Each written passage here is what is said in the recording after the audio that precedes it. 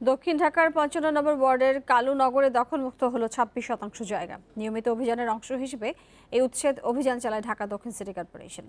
জায়গাটি প্রায় ১ বছর ধরে দখল করে রেখেছিল ট্রাক এবং কাভার্ড ভ্যান ব্যবসায়ীরা। দুপুরে সেখানে থাকা অবৈধ ট্রাক স্ট্যান্ড এবং কয়েকটি খাবারের হোটেল উদ্ধার করা হয়।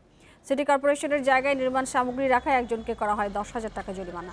পরে নির্বাহী ম্যাজিস্ট্রেট ইরফান উদ্দিন জানিয়েছেন, শিগগিরই এই ২৬% জায়গার সীমানা প্রাচীর দিয়ে ট্রাক স্ট্যান্ড হিসেবে ইজারা দেওয়া হবে। এর আগ পর্যন্ত আবারও দখল ঠেকাতে সিটি কর্পোরেশনের নজরদারি থাকবে।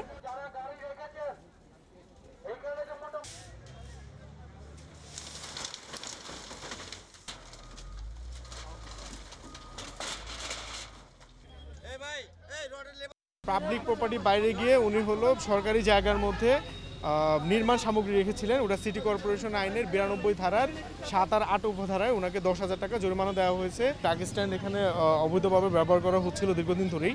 এখান থেকে আমাদের কোনো রাজস্ব আয়ও ছিল না। এটা পরবর্তীতে সিটি কর্পোরেশন সিদ্ধান্ত নেবে যদি পার্কিংয়ের জন্য ইজারা দেওয়া হয়, আমরা পার্কিংয়ে ইজারা দিয়ে সিটি কর্পোরেশনের রাজস্ব আয়ের একটা পথ তৈরি করবো এখান থেকে।